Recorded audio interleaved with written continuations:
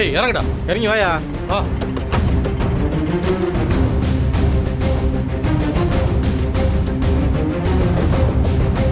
போடா போய் நில்லு.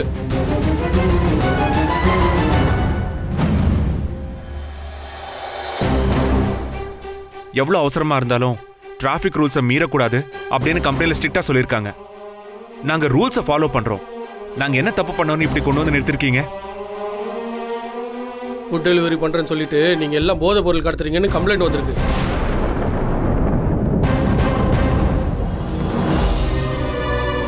அதனால தான் என்கொயரி பண்றதுக்காக உங்க எல்லாரையும் இங்க வர வச்சிருக்கேன். சார், சாப்பாடு டெலிவரி பண்றது ஒருத்தர் பசியை போக்குற புனிதமான தொழில் சார். நாங்க எதுக்கு சார் போதைப் பொருள் கடத்த போறோம்?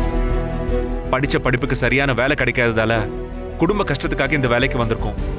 எங்களை போய் சந்தேகப்படுறீங்களே, இதெல்லாம் அநியாயம் சார். யோ, நான் உங்க கதையை கேட்கறதுக்கு இங்க வரல. எங்களுக்கு ஆதாரபூர்வமா தகவல் கிடைச்சதுனால தான் இங்க வந்திருக்கோம். ஃபுட் டெலிவரி பண்றவங்க தான் இப்படி பண்றாங்கன்னு தகவல் வந்திருக்கு. அதனால தான் பிடிச்சிட்டு வந்திருக்கோம். உங்க எல்லாரையும் சோதனை பண்ணி என்கொயரி பண்ண போறோம். ஒத்துழைப்பு மட்டும் கொடுக்கலன்னு வச்சுக்கோங்க, என்னோட ட்ரீட்மெண்ட் வேற மாதிரி இருக்கும். எங்க நிலைமையை கொஞ்சம் யோசிச்சு பாருங்க சார். காலையில இருந்து வேலை பார்த்து லேட் நைட் தான் சார் வீட்டுக்கு போறோம். ஹோட்டலுக்கெல்லாம் நாங்க தான் பிசினஸே கொடுக்குறோம். ஆனா அதே ஹோட்டல்ல எங்களை உட்கார்ந்து சாப்பிட விட மாட்டாங்க சார். பாத்ரூம் யூஸ் பண்ண விட மாட்டாங்க. எந்த ஆதாரமும் இல்லாம எங்க மேல வீணா பழி சுமத்தாதீங்க சார்.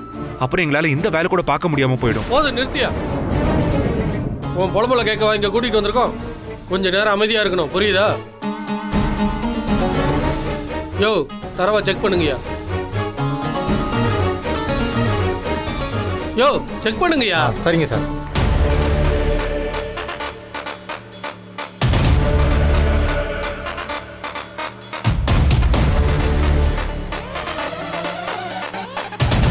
யோ சார். இவன் பேக்கையும் செக் பண்ணுங்க. Okay sir. சீக்கிரம் பாருங்க.